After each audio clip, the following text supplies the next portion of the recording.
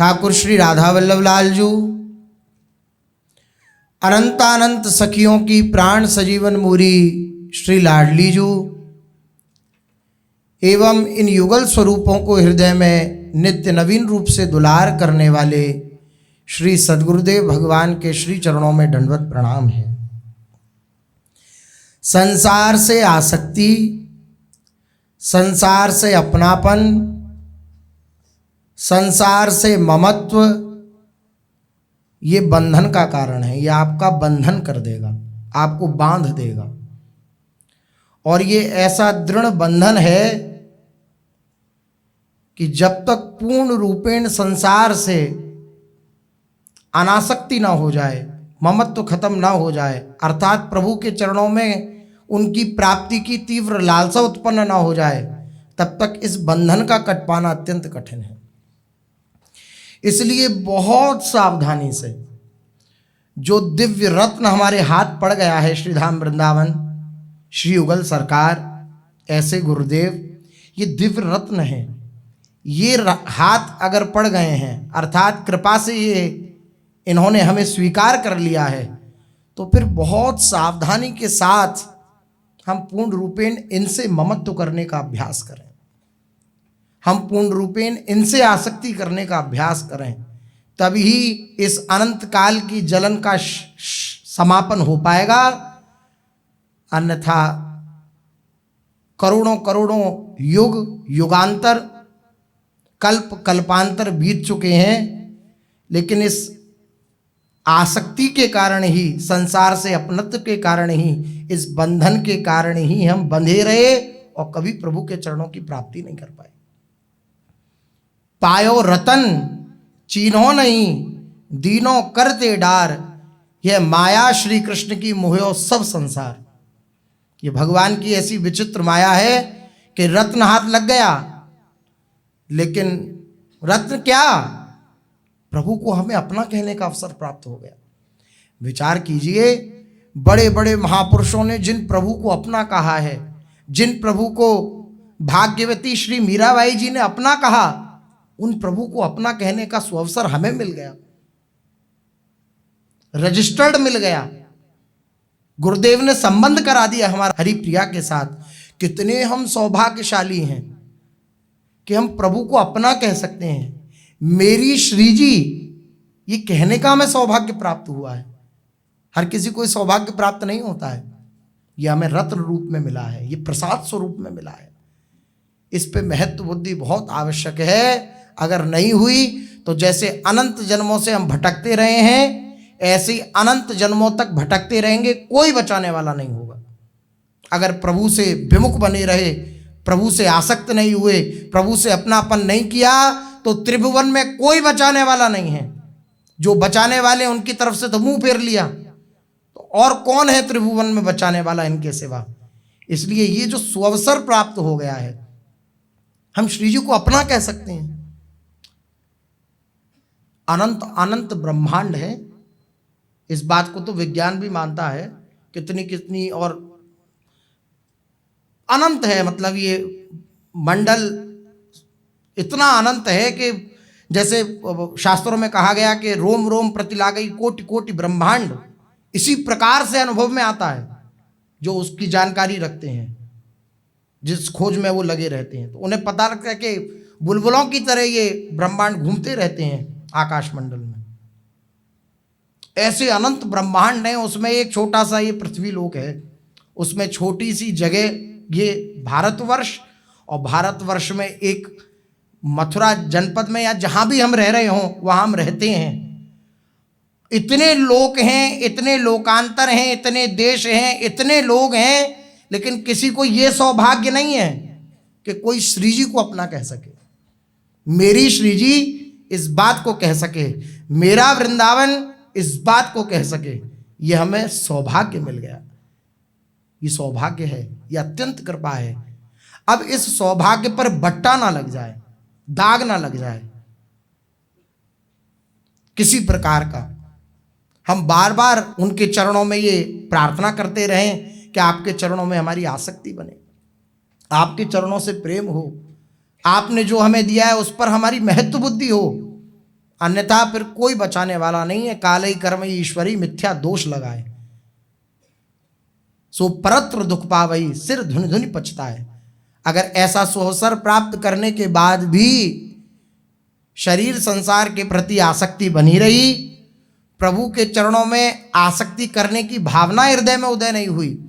आसक्ति होना प्रभु के चरणों में अत्यंत कठिन है, लेकिन लालसा तो हम अपने हृदय में दृढ़ता से रख सकते हैं हरिगुरु के प्रताप से। हम रोएं प्रभु के आगे जहां हमारा बस ना चले, हम रोएं प्रभु के आगे कि प्रभु आप में प्रेम हो, आप में आसक्ति हो, आपको दुलार करूं। गुरुदेव ने ऐसी दिव्य संपत्ति मुझे प्रदान करी है, उसके प्रति मैं अपनी महत्व बुद्धि रखूं।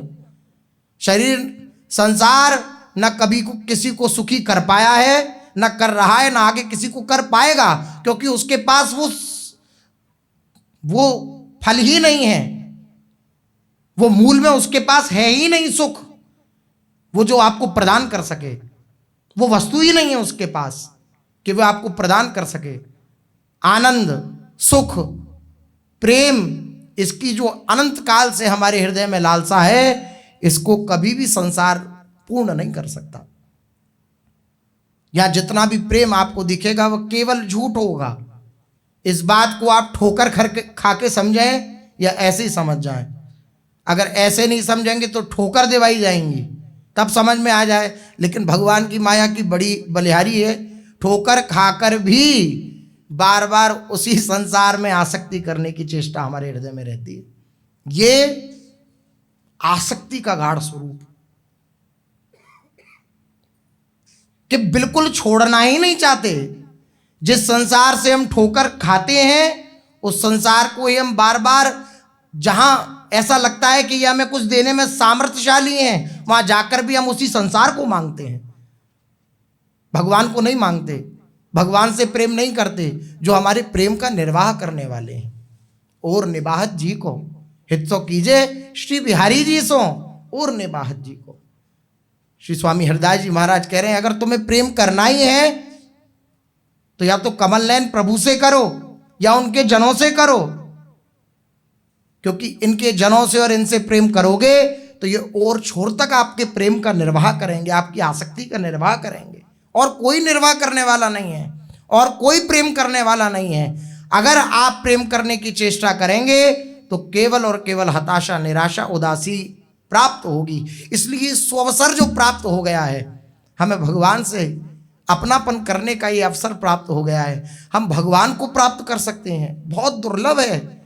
हम श्री जी के उन गोरे चरणारविंदों को प्राप्त कर सकते हैं, जिन गोरे चरणारविंदों को लाल जी अपने हाथों पर पीत वस्त्र धारण करके, पीत वस्त्र बिछा करके, और फिर उन चरणों को अपने हस्त कमल पर धारण करते हैं, विराजमान करते हैं, और उनको ऐसे दर्शन करते हैं जैसे कोई आरसी में देखे, कोई आरसी में अपने मुख कमल को देखे, ऐसे श्री प्रिया जी के चरणों को श्री लालजू महाराज दर्शन करते हैं। उन चरणों को अपना कहने का अवसर प्राप्त हो गया है। अत्यंत दुर्लभ जो चरण हैं वो हमारे हैं, वो हमारी संपत्ति हैं, ये बात कहने का अवसर प्राप्त हो गया है। ये अवसर चूकने ना पाए।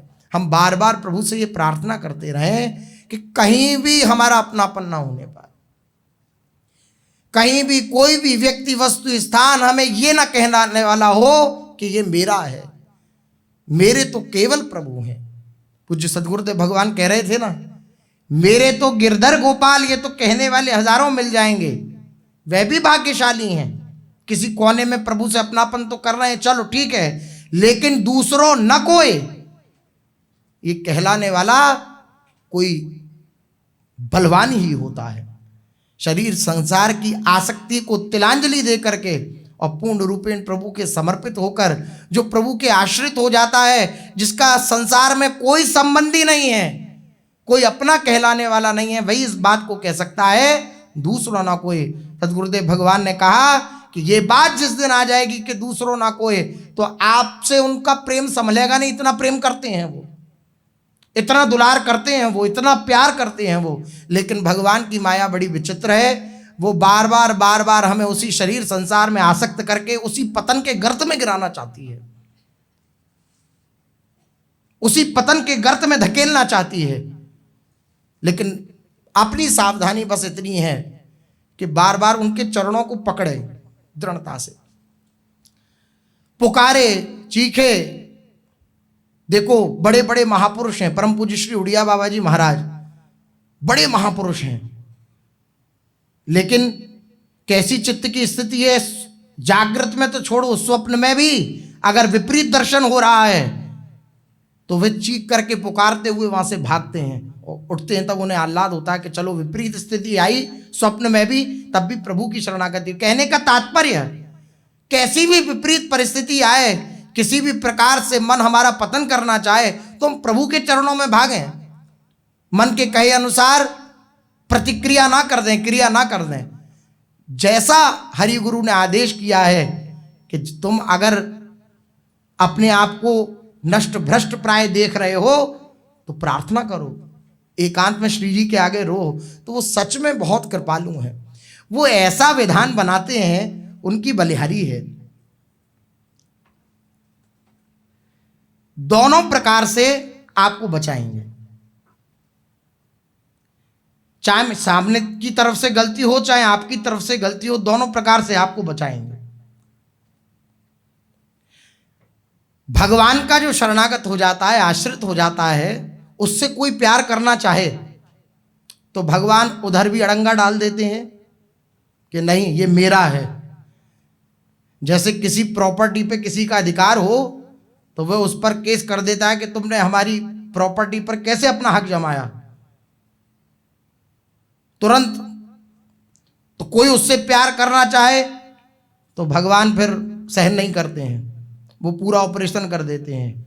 और जो शरणागत है वो अगर किसी से प्यार करना चाहे, प्रेम करना चाहे, आसक्ति करना चाहे, तब भी भगवान पक्षधर होकर के ऐसी लीला करते हैं कि नहीं नहीं किधर भटक रहे हो तुम, इधर मेरे हो।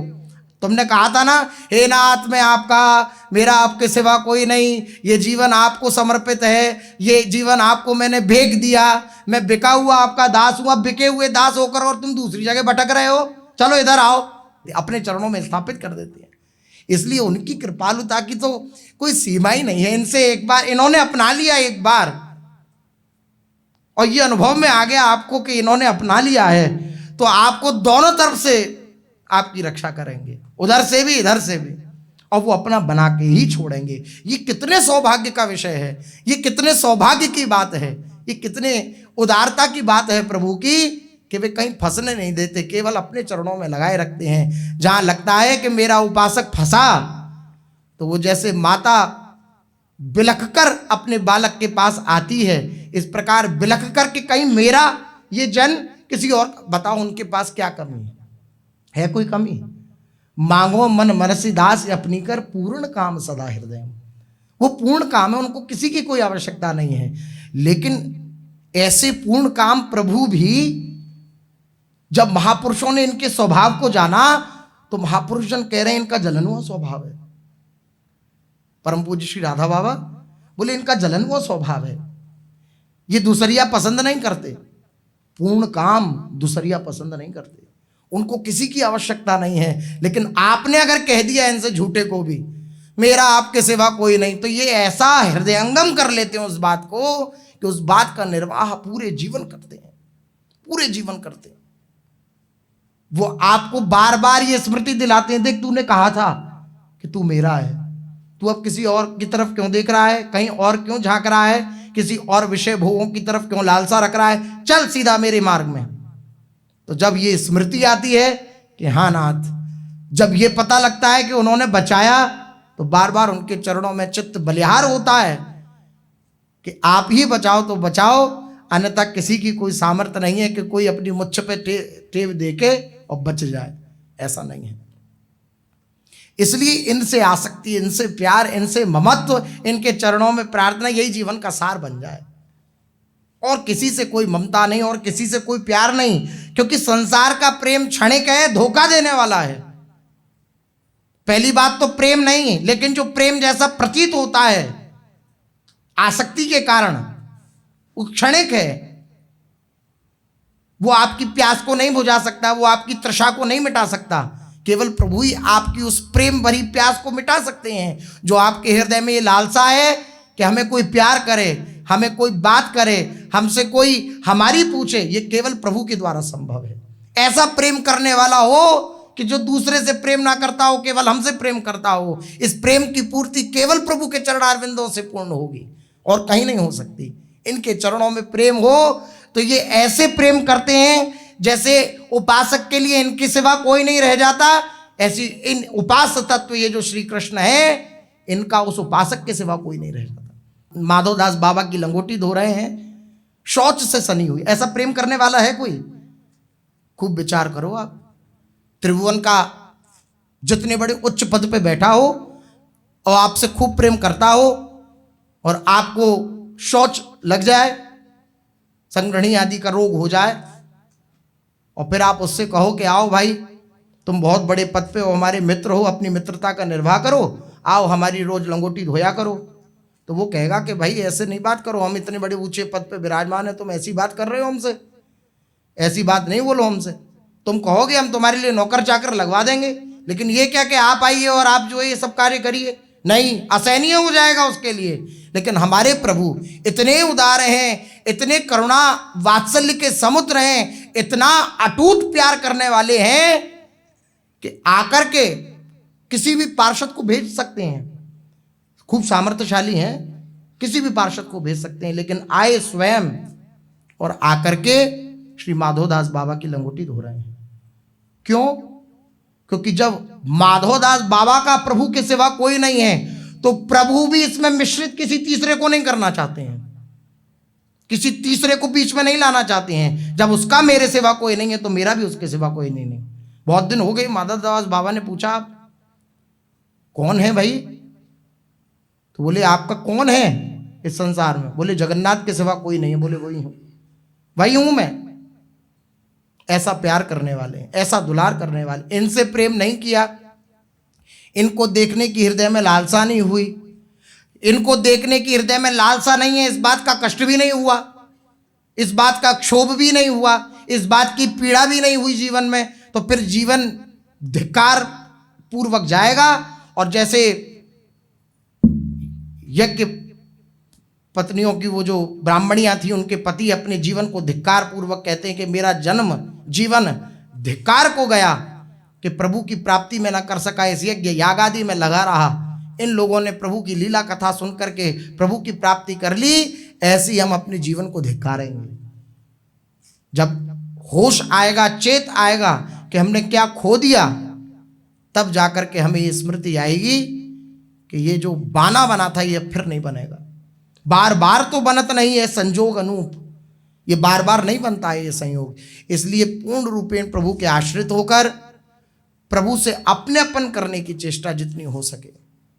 प्रभु मेरे हैं, उनके सिवा कहीं और हमारा चित्त जावे तो हम उनके चरणों में प्रार्थना करें कि हे चित्त चोर, आप सबके चित्त को चुराने की सामर्थ्य अपने हृदय में धारण किए हुए हो, आप कृपा कर दो तो क्या असंभव है, आप कृपा कर दो सब संभव है। इसलिए आप कृपा करो, मेरे चित्त को चुरा लो। छीन लिया मेरा भोला सा मन, राधा रमन प्यारो राधा रमन। एक बार वो छीन लेंगे तो फिर किसी और के योग्य नहीं रह जाएगा, फिर किसी और से ये आसक्ति करने की सोचेगा ही नहीं, क्योंकि इसे उतना पूर्ण प्यार मिल जाएगा कि क्या कहना। तब तक बहुत आवश्यक है भक्त चरित्र का श्रवण, पठन या श्रवण। जैसे ब्रज के भक्त हैं, भक्तमाल है आदि जितने भी ऐसे दिव्य वाणियां हैं, प्रभु से आसक्ति कराने में ये पूर्ण सामर्थ्यवान है। हम रोज अवश्य एकांत में बैठ करके किसी ना किसी भक्त का चरित्र अवश्य पढ़ें। रसिक अनन्यमाल आदि इतनी दिव्य दिव्य वाणियां महापुरुषों ने समस्त जीवों के कल्याण के लिए प्रदर्शित करी हैं। उन दिव्य वाणियों को, भक्त चरित्रों को एक बार एक भक्त चरित्र अगर रोज पढ़ें चिंतन पूर्वक, तो इनके चरणों में प्रेम दृढ़ होता चला जाएगा। इनका प्यार पता लगेगा, ये पता लगेगा कि ये अपने जनों से कितना प्यार करते हैं, कितना दुलार करते हैं। संसार का कोई भी व्यक्ति ऐसा प्यार, ऐसा दुलार, ऐसा प्रेम नहीं कर सकता।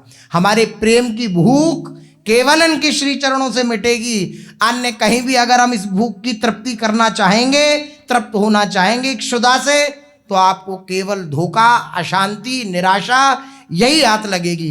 इसलिए अभी भी समय अगर चेत जाएं तो भगवान की अत्यंत कृपा, और नहीं चेते तो फिर जैसा वाकई वो जाने। ऐसा ध्रुवदास जी महाराज सिद्धांत विचार में कहते हैं कि मैंने ये रस सिद्धांत कह दिया, इसके अनुसार जो चलेगा उस प्रेम तत्व को पा जाएगा, लेकिन अगर नहीं चलता है तो उसकी वह जाने, फिर ये ना कहे कि बताया नहीं गया। ऐसा ध्रुवदास जी महाराज कहते हैं।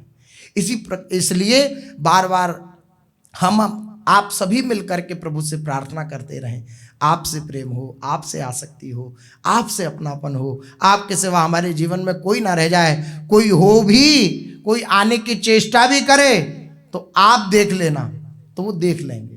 क्योंकि एक बार जब ये संपत्ति उनके नाम कर दी, जो उनकी थी, भ्रम नाम कर दिया, ये जो भ्रम हमने बिठा रखा था ये शरीर संसार मेरा है, इस भ्रम को उनके चरणों में समर्पित कर दिया, तो फिर वो ऐसा कस के पकड़ लेते हैं इस बात को। आपने कह दिया ना प्रभु मेरे हैं, तो प्रभु इस बात को पकड़ लेते हैं। हम प्रभु के इस बात को हम नहीं पकड़ पा रहे हैं, लेकिन हमारे प्रभु सत्य संकल्प है ना, सत्य संकल्प है, सत्य स्वरूप है, सच्चिदानंद है, तो वो जिस बात को पकड़ लेते हैं तो पूर्ण रूपेण उसको हृदयंगम कर लेते हैं। आपने कह दिया हे नाथ मेरा आपके सिवा कोई नहीं, मैं आपका बिका हुआ दास, तब आपने भले ही खिलवाड़ में कहा हो, झूठे में कहा हो, लेकिन प्रभु ने यह सच मान लिया। अब उस हिसाब से आपका पूरा सब वे विधान बनाएंगे और उस विधान के अनुसार आपको अपने में अपनी सन्निधि को निश्चित रूप से प्राप्त करा देंगे। इसलिए उनसे प्रार्थना, उनसे निवेदन, उनसे इस बात की आशा बार बार रखते रहना, आपके चरणों में प्रेम हो। चलते हैं श्रीधाम वृंदावन में। श्री महाप्रभु जी अद्भुत सुख बरसा रहे हैं अपने निज जनों के समीप। कार्तिक शुक्ल 13 ही है और वृंदावन की दिव्य शोभा का दर्शन किया। समस्त परिकर को वृंदावन की दिव्य शोभा का दर्शन कराया श्री महाप्रभु जी ने। अत्यंत दुर्लभ श्रीधाम वृंदावन, और उस वृंदावन का जब दर्शन किया समस्त रसिक उपासकों ने, जितने भी महाप्रभु जी के संग जितने भी जन आए थे, तो अत्यंत आह्लादित हुए। क्योंकि ये जो 5 योजन का विस्तार श्रीधाम वृंदावन का दिव्य है, इसकी जब चिन्मयता का अनुभव महाप्रभु जी के निज जनों को हुआ, तो इस शोभा को देखते ही रह गए। कैसा दिव्य श्री वृंदावन धाम है ये। 5 योजन के अंतर्गत जो है, बोले लोक में मुकुटमणि पंच जो जन बना, ये समस्त लोकों में मुकुटमणि है ये श्रीधाम वृंदावन। जहां की दासी वांछित जो सुर नागरी, नहीं प्रापति निपट जानी दुर्लभ घना, लोक में मुकुटमणि पंच जो जनवना। ये श्री वृंदावन धाम मुकुटमणि है, जहां की दासी सुरनागरी बनना चाहती हैं, ब्रजांगनाएं देवांगनाएं बनना चाहती हैं। ये देवांगनाएं जो हैं सुरनागरी, ये यहाँ की दासी बनना चाहती हैं। स्वयं लक्ष्मी यहाँ की दासी बनना चाहती हैं। जयति तेधिकम जन्मना ब्रजः श्रेयत इंदिरा शश्वदत्त रही। इंदिरा यहाँ की दासी बनना चाहती हैं, यहाँ की रज में लौटना चाहती हैं, वे अपने सौभाग्य को मनाना चाहती हैं। ऐसा ये दिव्य वृंदावन है, ऐसा महिमाशाली वृंदावन है जो अत्यंत दुर्लभ है, और वो हमें सुलभ हो गया। अब भी कोई कृपा पे संशय? इतनी बड़ी कृपा, इतने बड़ों बड़ों के लिए जो दुर्लभ, वो अपने जैसे अधमों के लिए सुलभ हो गया। उनकी कृपा का बार बार भरोसा, और बार बार उनसे कृपा के लिए बार बार ऐसे विनम्र होते रहना, आपकी बड़ी कृपा, बड़ी कृपा, बड़ी कृपा। जहां की दासी वांछित जो सुरनागरी, देवांगनाएं चाहती हैं कि हम यहाँ की दासी हो जाएं, और नहीं प्राप्ति, फिर भी इस आकांक्षा से युक्त होने पर भी इस श्रीधाम वृंदावन को वे प्राप्त नहीं कर सकती, क्योंकि जान दुर्लभ घना, यह अत्यंत दुर्लभ है। शिव समाधि जुधरे जतन सब मुनि करें, कृपा बल लगे कहूँ हाथ सुख को कना। भगवान शंकर समाधि युक्त रहते हैं, श्री वृंदावन का वास मिल जाए। अनंत अनंत मुनिजन, मननशील मुनिजन इस बात की आकांक्षा हृदय में लगाए रहते हैं कि हमें श्रीधाम वृंदावन का वास मिल जाए, लेकिन ये केवल तपस्या आदि से तो प्राप्त होता नहीं है। कृपा बल, श्री लाडली जो जिस पर कृपा करती है उसको ये श्रीधाम वृंदावन मिलता है। कृपा बल लगे कहूँ हाथ सुख को कना, श्री जी की कृपा हो जाए, लाडली जो कृपा कर दें, तब इस सुख का, इस आनंद समुद्र का एक कण प्राप्त हो सकता है। ऐसा श्रीधाम वृंदावन है। नमो अस धाम अभिराम गौरांग को, अखिल लोकन धनी रंग राचो मना। ये जो धाम है इसको मैं बार बार प्रणाम करता हूँ। ये किसका धाम है? बोले नमो अस धाम अभिराम गौरांग को। ये लाडली गोरी प्रियाजू का धाम है। और कैसा धाम है? बोले लोगों के जो धनी हैं, ये लोग धन है, और लोगों के जो धनी है वो श्री हरि हैं। वो श्री हरि भी श्री वृंदावन में श्री लाडली जू के रंग में रचे पचे रहते हैं। ऐसा श्री वृंदावन है।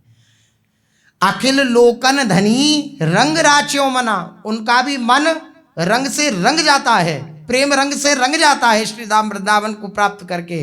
श्री गौरी प्रिया जी के चरणों में बैठ करके लोगों के धनी भी अपने आप को परम सौभाग्यशाली मानते हैं।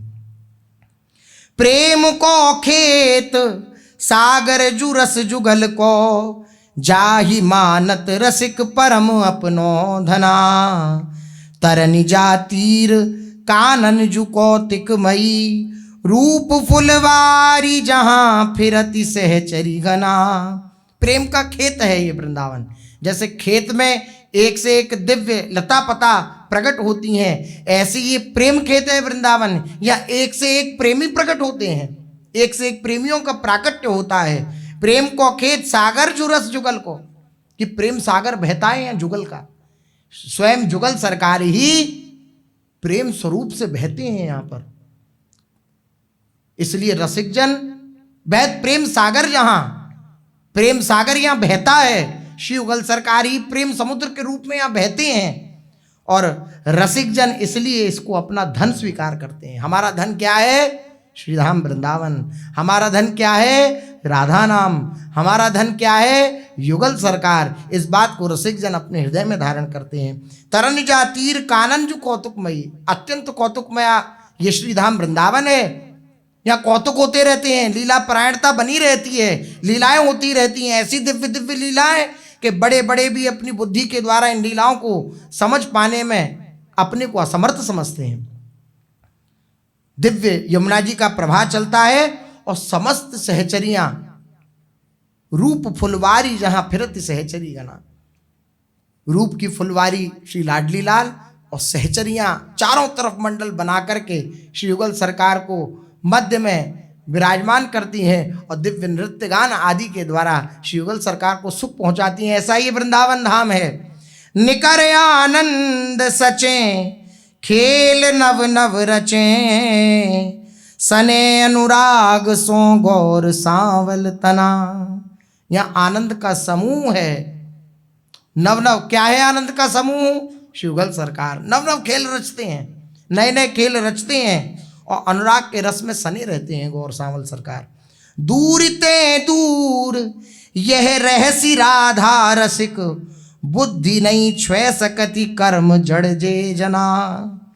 जड़ बुद्धि वाले व्यक्ति कर्मों के द्वारा इस रहस्य को नहीं जान सकते। ये अत्यंत दूर है, सबसे दूर है। जब हम सबसे दूर हो जाएंगे तो इस रस का अनुभव हो जाएगा। दूरा दपास सजनान सुखमर्त कोटिम, सर्वेषु साधन वरेषु चिरम निराशः। सारे साधनों से निराशा उत्पन्न हो जाए, अपने सज्जनों से दूरी हो जाए, हृदय से दूरी हो जाए, मेरा कोई नहीं प्रियालाल के सिवा, तो ये जो अत्यंत दूर है ये दिव्य रस, ये उसके लिए सुलभ हो जाएगा। अन्यथा कोई बुद्धि बल के द्वारा, जड़ बुद्धि वाला अपने कर्मों के द्वारा, अपनी क्रिया के द्वारा इस रस को प्राप्त करना चाहे तो उसके लिए अत्यंत दुर्लभ है। धन्य ते धन्य तिन जन्म जग माहि गनी, विपिन रस रसिक भये तज विषय वासना। वृंदावन हित रूप श्याम श्यामा भजन, सिमिट सबूर ते धर्यो साचो पना।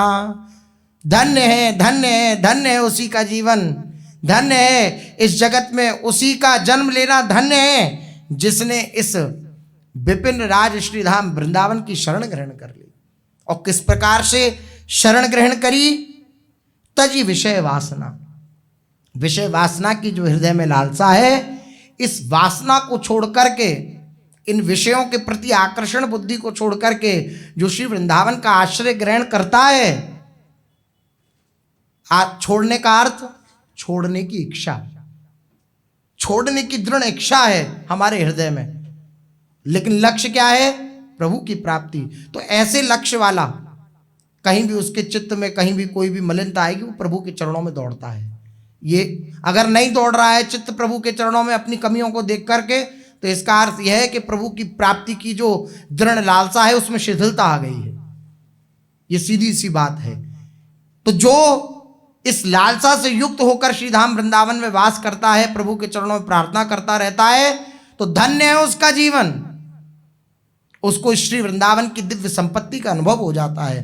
वृंदावन इतरूप श्याम श्यामा भजन, सिमिट सब ओर ते धर्यो साचोपना। श्याम श्यामा का भजन कैसे करे?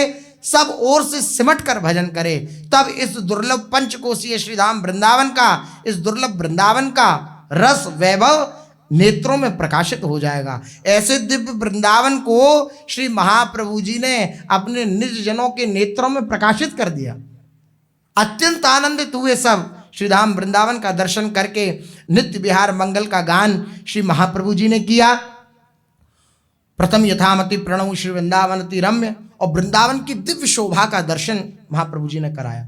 उसके बाद वृंदावन को प्रणाम किया, फिर श्री यमुना जी के निकट गए हैं श्री महाप्रभु जी। कार्तिक सुदी 13 ही है। अभी श्री यमुना जी के निकट गए, श्री यमुना जी को प्रणाम किया। उदार शिरोमणि महाप्रभु श्री हरिवंश चंद्र जी अपने निज जनों को चिदानंद में हित वृंदावन का दिव्य शोभा अवलोकन कराने के पश्चात अपने समस्त परिकर को साथ लेकर वहीं सन्निकट प्रवाहित परम पावन रस स्वरूपा श्री यमुना जी के समीप गए। आपने निज जनों के साथ श्री यमुना जी को प्रणाम किया, श्री यमुना जी का पूजन अर्चन किया तथा उनके दिव्य अमृतमय शीतल जल से आचमन किया।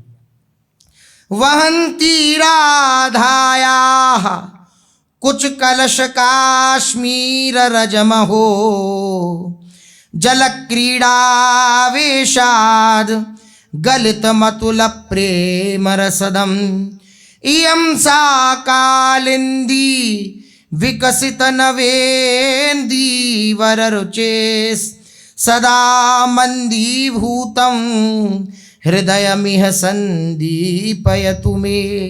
आहा, श्री महाप्रभु जी ने आचमन किया और श्री यमुना जी की शोभा का दर्शन कर रहे हैं। जल केली के आवेश में जो छूटी हुई तथा अनुपम प्रेम रस प्रदान करने वाली श्री राधा के श्रीअंगों पर लगी हुई केसर जो है वह इस जल में प्रवाहित हो रही है। श्री लाडली जी के श्रीअंगों में जो दिव्य केसर का दिव्य सौरभ है, लेपन है, वह श्री वृंदावन की ये जो दिव्य यमुना जी हैं उसमें प्रवाहित हो रही है। वह दिव्य केसर प्रफुल्लित नील कमल के समान कांति वाली ये श्री यमुना जी हैं, नीलिमा लिए हुए, और सदा मंद रहने वाले मेरे हृदय को इस श्री वृंदावन धाम में ये चैतन्यता प्रदान करें। मेरा हृदय मंद है, प्रभु के प्रेम में नहीं पग रहा है। इस मंद हृदय को, इस कुंठित हृदय को श्री यमुना जी कृपा करें और प्रियालाल के प्रेम से सिक्त कर दें।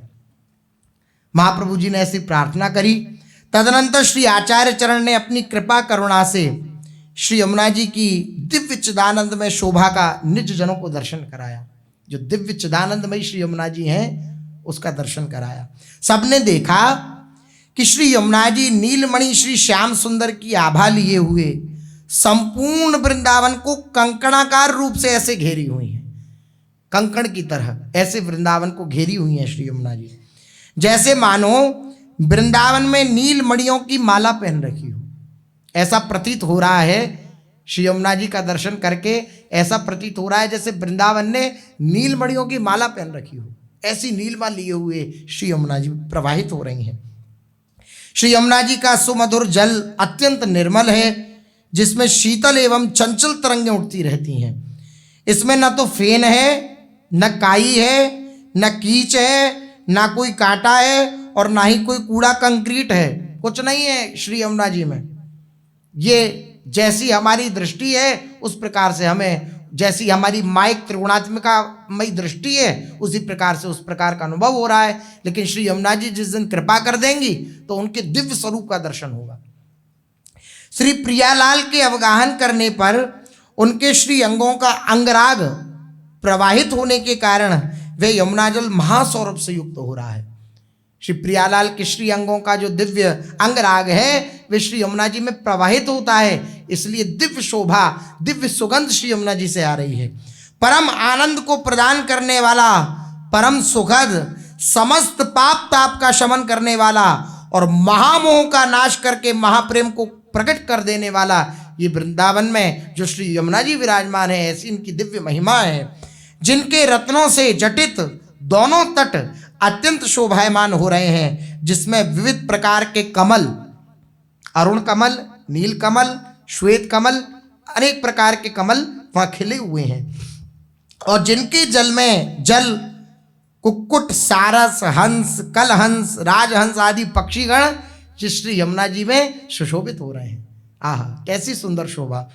जिनके विस्तृत कूल पर सघन वृक्षावली है, बड़ी बड़ी वृक्षावली कूल पर, एवं अत्यंत रमणीय लता भवन सुशोभित हो रहे हैं, जिनमें ब्रह्मादिकों को अगम्य श्री प्रिया प्रीतम के नित्य प्रेम के लिए निरंतर प्रकट है, होती रहती है दिव्य के लिए, उसका दर्शन हो रहा है। नवनिवृत्त वृंदावन में प्रकाशित श्री यमुना जी के ऐसे रसमय दिव्य स्वरूप का दर्शन करके श्री हिताचार्य के सहित सभी जन अत्यंत प्रेमाविष्ट हो गए। दिव्य शोभा का दर्शन यमुना जी का, और श्री हित महाप्रभु ने उसी प्रेमावेश दशा में श्री यमुनाष्टक नामक एक स्तोत्र की रचना करी और गदगद कंठ से श्री यमुना जी का बड़ा सुंदर स्तवन कर रहे हैं, जिसे यमुनाष्टक कहा जाता है। ब्रजाधिराज नंदनाम बुधाभगात्र चंदना नुलेप गंधवाहिनी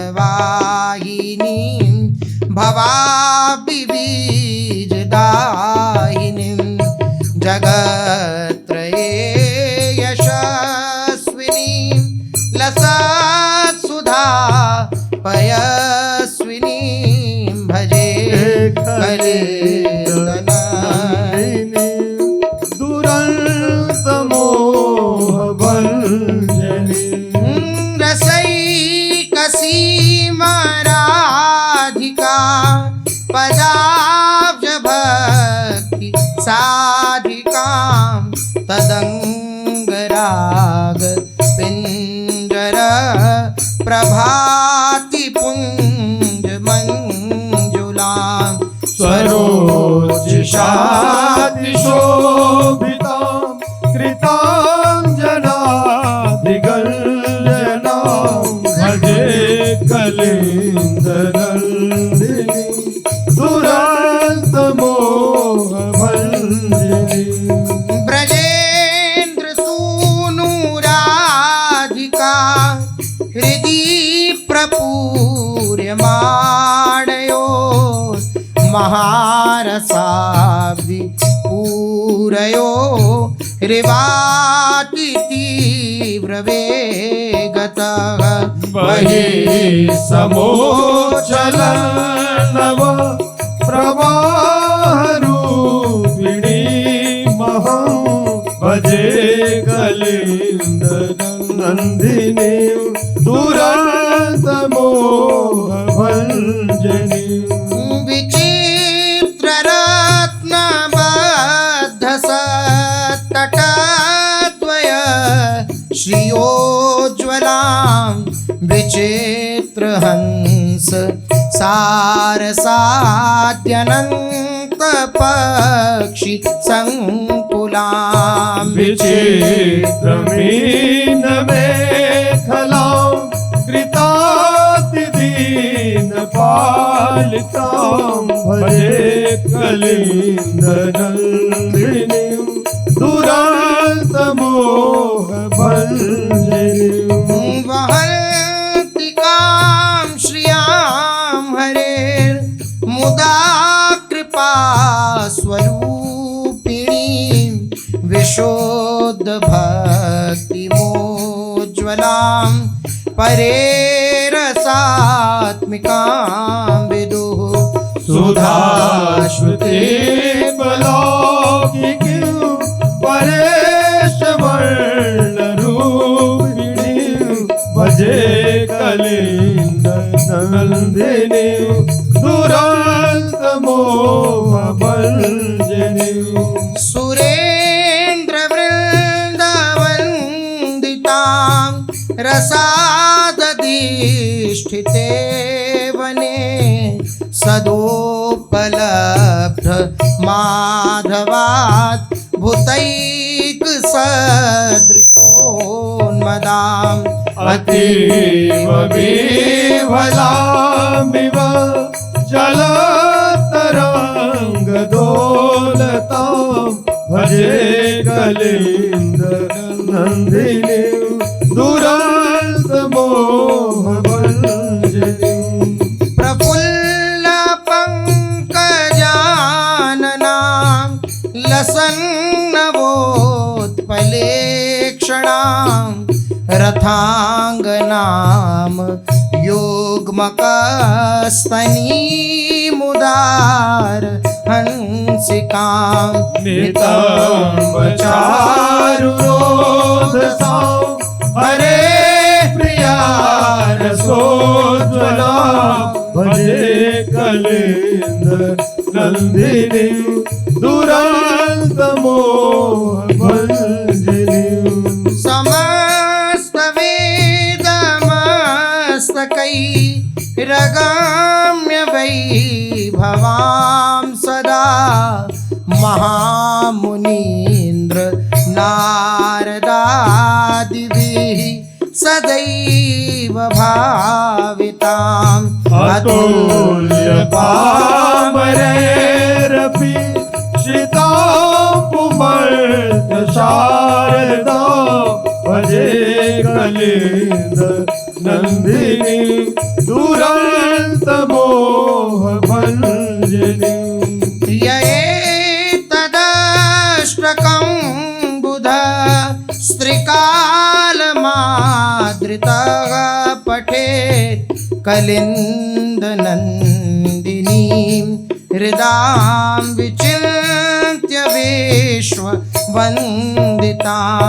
इहैव राधिका पते पदाब्ज भक्तिमोदमा ममाप्य सध्रुवं भवे परात्र तत्प्रियानुगा इहैव राधिका पते पदाब्ज भक्तिमोत्तमा ममाप्य सध्रुवं भवे परात्र तत्प्रियानुगा।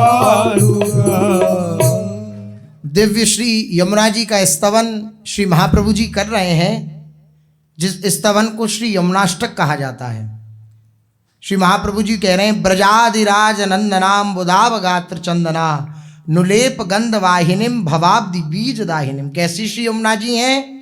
जो नवीन जलधर मेघ के समान कांति वाले श्री ब्रजेंद्र नंदन श्री श्याम सुंदर हैं। उन श्याम सुंदर के श्री अंगों में अनुलेपित अंगराग चंदन गंध का वहन करने वाली श्री यमुना जी हैं, जो आवागमन रूप भवसागर के बीज वासना को संपूर्णतया अशेष रूप से जला देने वाली हैं। श्री यमुनाष्टक का जो आश्रय ग्रहण करता है, श्री यमुनाष्टक का जो रोज गान करता है और श्री यमुना जी का रोज जो आचमन करता है, यमुना जल का रोज आचमन करता है, क्या प्रभाव होता है उस यमुना जल के आचमन का? बोले भवाब्दि बीज दाहिनी। श्री यमुना जी के आचमन का प्रभाव है, श्री यमुना जी के दर्शन का प्रभाव है कि ये भवसागर के बीज जो वासना है उसको नष्ट कर देती है। जो श्री यमुना जी का आश्रय ग्रहण कर लेता है उसे फिर इस संसार समुद्र में फिर पुनः नहीं आना पड़ता। कैसे दिव्य दिव्य अस्त्र हैं अपने पास। एक में इतनी सामर्थ्य है कि इस संसार समुद्र में दोबारा न गिराने पाए। इस बात से हमेशा उत्साहित रहना है अपन को। जो आवागमन रूप भवसागर के बीज वासना है उसको संपूर्णतया अशेष रूप से जला देने वाली हैं श्री यमुना जी, जिनका सुयश तीनों लोकों में विख्यात है। जगत त्रये यशस्विनी, तीनों लोकों में विख्यात है श्री यमुना जी का सुयश, जिनका जल अमृत तुल्य उज्ज्वल है एवं जो दुरंत मोह का नाश करने वाली हैं, मोह का नाश कर देने वाली हैं। ऐसी उन कलिंद नंदिनी श्री यमुना जी का मैं भजन करता हूँ, उनका सेवन करता हूँ। ऐसी श्री यमुना जी हैं, प्रेम प्रदान करने वाली हैं। श्री यमुना जी के तट पर अगर कोई वास करे तो उसको प्रेम का अनुभव हो जाएगा एक ना एक दिन। श्री यमुना जी प्रेम प्रदाता हैं।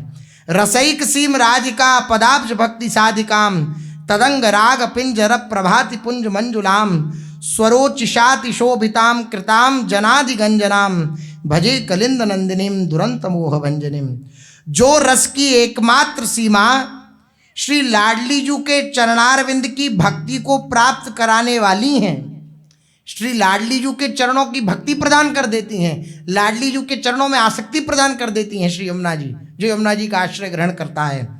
और उन्हीं श्री प्यारी जी के श्री अंग में लगे हुए अंग राग का वहन करने के कारण जो अत्यंत मंजुल प्रकाशमयी हैं, स्वर्णिम कांति के समूह से युक्त हुए हैं, ऐसी श्री यमुना जी जो स्वयं अपनी प्रभा से अत्यंत शोभित हैं, जो अपने जनों के पूर्वकृत पापों को समूल नष्ट करने में बहुत ही कुशल हैं, एवं जो दुरंत मोह को नष्ट करने वाली हैं, उन कलिंद नंदिनी श्री यमुना जी का मैं भजन सेवन करता हूँ। कैसी श्री यमुना जी हैं? जितने भी हमारे पूर्वकृत पाप हैं, हमसे पूर्व में जितने भी पाप बन गए होंगे, उन सब पापों को जो श्री यमुना जी के सन्निकट आ जाता है, यमुना जी का अवगाहन करता है, यमुना जी को प्रणाम करता है, आचमन करता है, उसके समस्त पूर्वकृत पापों को सबको भस्म कर देती हैं श्री यमुना जी। ऐसी महिमा है श्री यमुना जी के आचमन की, अवगाहन की। ब्रजेंद्र सूनु राधिका हृदय प्रपूर्यमाणयोर महारसाब्धि पूरयो रिवाति तीव्र वेगतः बहि समुच्छलन नवः प्रवाह रूपिणी महम भजे कलिंद नंदिनीम दुरंत मोह भंजनीम। श्री प्रिया प्रीतम के हृदय में पूर्ण रूप से भरा हुआ महारस सागर का उल्लास ही मानो तीव्र वेग से बाहर उछलकर श्री यमुना जी के रूप में प्रवाहित हो रहा है। श्री युगल सरकार के हृदय का जो प्रेम है वह प्रेम ही उछलकर श्री यमुना जी के रूप में प्रवाहित हो रहा है, जिनका नित्य नवीन प्रवाह सबको दर्शनीय है एवं जो दुरंत मोह को नष्ट करने वाली हैं। मैं उन कलिंद नंदिनी श्री यमुना जी का भजन करता हूँ, जिनके दोनों तट उज्ज्वल कांति फैलाने वाले रत्नों से आबद्ध हैं। जो श्री यमुना जी के तट हैं वे रत्नों से बने हुए हैं, दिव्य रत्नों से। श्री स्वामी हरिदास जी की कृपा से बादशाह को दर्शन हुए थे, सीढ़ी टूटी पाई उसने केसी घाट की, तो स्वामी जी के पास जाके प्रार्थना करी कि आप कृपा कर दें तो हम, अब बादशाही का एक घमंड होता है तो वो दैन्यता न पूर्वक कह करके उसने केवल ऊपर ऊपर से दैन्यता व्यक्त की और अंदर से कहीं ना कहीं मैं ये ठीक करा सकता हूँ, ये भावना। तो उसने स्वामी जी से कहा कि आप कृपा कर दें तो ये सीढ़ी हम ठीक करा दें। बोले आप करा सकते हैं क्या? जी करा देंगे। ठीक है करा दो। तो स्वामी जी ने कृपा करी और दिव्य स्वरूप वृंदावन का प्रकाशित किया और दिव्य सीढ़ियां प्रकाशित कर दी, जो वृंदावन धाम की, चिदानंद में वृंदावन धाम की दिव्य सीढ़ियां हैं। और रत्नों से जटित एकदम वो सीढ़ियां, वो दर्शन करे जब बादशाह ने, तो हक्का बक्का रह गया। पुनः गया स्वामी जी के चरणों में गिरा कि मैं अगर पूरी संपत्ति को भी बेच डालूं तो इस पूरे मेरे जितना भी खजाना है उसमें ऐसे रत्न तो है ही नहीं, और अगर मैं इन सब संपत्ति को बेच करके इसका एक नग भी, एक कण भी अगर मैं लेना चाहूं तो मैं नहीं ले सकता, मैं इतना तुच्छ हूं। बोले नहीं, अपनी दैन्यता से अपने भजन मार्ग में लगे रहो, यही सार बात है, स्वामी जी ने उपदेश किया। तो ऐसी दिव्य जटित हैं ये वृंदावन के मध्य में जो श्री यमुना जी विराजमान हैं, उनका जो तट है तो बड़े सुंदर तट हैं, वो रत्नों से जटित, दोनों तट उज्ज्वल कांति फैलाने वाले, प्रकाश की आवश्यकता नहीं है सूर्यचंद्र आदि की, ये तट ही दिव्य प्रकाश फैला रहे हैं, अलग से किसी प्रकाश की आवश्यकता नहीं है, दिव्य रत्नों से ही दिव्य प्रकाश फैल रहा है। और दिव्य उन रत्नों से आबद्ध हैं वहां के तट, तथा विचित्र प्रकार के हंस सारस आदि पंछी समूह से परिपूर्ण हैं। जल में विहार करती हुई विचित्र विचित्र मछलियां ही मानो जिनकी मेखला हैं, करधनी हैं और शोभा को प्राप्त हो रही हैं, जो अधम से अधम दीन जनों का पालन करने वाली हैं एवं जो दुरंत मोह को नष्ट करने वाली हैं। मैं उन कलिंद नंदिनी श्री यमुना जी का भजन करता हूँ। श्री महाप्रभु जी यमुनाष्टक के द्वारा श्री यमुना जी का स्तवन कर रहे हैं और यमुना जी की महिमा का गायन कर रहे हैं। शेष चर्चा आगे। श्री राधा वल्लभ लाल की जय।